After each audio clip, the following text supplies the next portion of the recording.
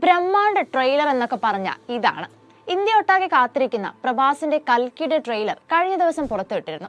5 ഭാഷകളിലെത്തിയ trailer പ്രേക്ഷകരെ ശരിക്കും ഒരു ഫ്യൂച്ചറിസ്റ്റിക് ലോകത്തിലേക്ക് കൊണ്ടുപോകുന്ന ഫീലാണ് ഉണ്ടാക്കിയത്. താരനിബിഡവുമായിരുന്നു ട്രെയിലർ. പ്രഭാസ് നായകനായെത്തുന്ന ചിത്രത്തിൽ നേരത്തെ റിപ്പോർട്ടുകളിൽ ഇടം പിടിക്കാത്ത താരങ്ങളുമുണ്ട്.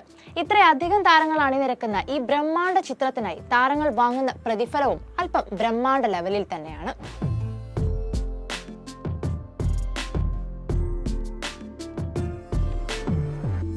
നാഗേഷിന്റെ സംവിധാനത്തിലെത്തുന്ന കൽക്കി 2898 തേടി ഒരുങ്ങുന്നത് സയൻസ് ഫിക്ഷൻ ഫാന്റസി ജോണറിലാണ്. ഭാവിയെയും ഭൂതകാലത്തെയും ഒക്കെ കോർത്തിണക്കി ഒരു ഫാന്റസി ലോകത്തെ കഥകൾ കേൾക്കാൻ പൊതുവെ നമുക്കിഷ്ടമാണ്. അത് കുറച്ചുകൂടെ ഭംഗിയാക്കുകയാണ് കൽക്കിയുടെ കാസ്റ്റിംഗ്.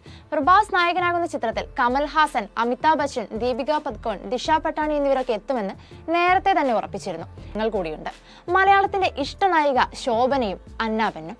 അന്നാബെൻ ഒരു പാൻ ഇന്ത്യൻ ചിത്രത്തിൽ വേഷം ഇട്ടേക്കുമെന്ന ചില സ്ഥിരീകരിക്കാത്ത റിപ്പോർട്ടുകൾ മുന്നേ വന്നിരുന്നുവെങ്കിലും ശോഭനയുടെ വേഷം തികച്ചും പ്രേക്ഷകർക്കൊരു സർപ്രൈസ് ആയിരുന്നു. അതേസമയം റിപ്പോർട്ടുകൾ പ്രകാരം ചിത്രത്തിന്റെ ട്രെയിലർ പോലും പുറത്തു വരുന്നതിന് മുന്നേ പ്രീ സെയിലിൽ ഏകദേശം 750 കോടിയോളം ചിത്രം നേടിയെന്നാണ് പറയുന്നത്. 600 കോടി മുതൽ മുടക്കിലെത്തുന്നെന്ന് പറയുന്ന ചിത്രം ഇതിനോടകം തിരിച്ചു പിടിച്ചിട്ടുണ്ടെന്ന് വേണം കണക്കാക്കാൻ. ഇത്രയധികം ചെലവിട്ട താരനിബിഡമായ ഈ ചിത്രത്തിനായി അവർ വാങ്ങുന്ന പ്രതിഫലങ്ങളും ഇപ്പോൾ ചർച്ചകളിൽ നിറയുകയാണ്. ചിത്രത്തിൽ ഏറ്റവും അധികം പ്രതിഫലം വാങ്ങുന്നത് സ്വാഭാവികമായും നായക കഥാപാത്രം ചെയ്യുന്ന പ്രഭാസ് തന്നെയാണ്. 150 കോടിയാണ് കൽക്കിയിൽ പ്രഭാസിന്റെ പ്രതിഫലം എന്നാണ് റിപ്പോർട്ടുകൾ. താരത്തിന്റെ അവസാന ചിത്രമായ സലാറിൽ വാങ്ങിയത് 100 കോടിയായിരുന്നു. ചിത്രത്തിലെ നായികയായി എത്തുന്നത് ദീപിക പദുക്കോണാണ്. പുറത്തുവരുന്ന റിപ്പോർട്ടുകൾ പ്രകാരം ദീപികയുടെ പ്രതിഫലം 20 കോടിയാണെന്നാണ് പറയുന്നത്.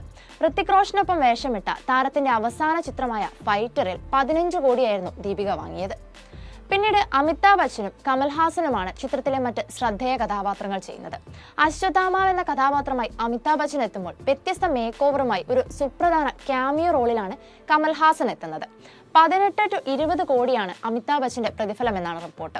2022 ഇറങ്ങിയ ഉൻചായ് എന്ന ചിത്രത്തിൽ 10 കോടിയായിരുന്നു അദ്ദേഹം വാങ്ങിയത്. ലോകേഷിന്റെ വിക്രത്തിൽ കമൽഹാസൻ വാങ്ങിയത് 50 കോടി ആയിരുന്നെങ്കിൽ കൽക്കിയിലെ ക്യാമിയോ റോളിനായി അദ്ദേഹം വാങ്ങുന്നത് 20 കോടിയാണ്. ദിശ പട്ടാണിയും ചിത്രത്തിൽ ഒരു ശ്രദ്ധേയ കഥാപാത്രത്തെ അവതരിപ്പിക്കുന്നുണ്ട്. 2 കോടിയാണ് ദിശയുടെ പ്രതിഫലം. സിദ്ധാർത്ഥ് മൽഹോത്രയും റാഷി ഖന്നയും വേഷമിട്ട യോധ സിനിമയിലെ ദിശയുടെ പ്രതിഫലവും ഇത് തന്നെയായിരുന്നു. ശോഭനയുടെയും അന്നാബെന്നിന്റെയും ഒന്നും പ്രതിഫലത്തിന്റെ കണക്കുകൾ ഇതുവരെ പുറത്തു വന്നിട്ടില്ല. പക്ഷേ ഏകദേശം 600 കോടി ബജറ്റിലെ വലിയൊരു ഭാഗവും താരങ്ങളുടെ പ്രതിഫലം തന്നെയാണ്. Entertainment desk, movie world media.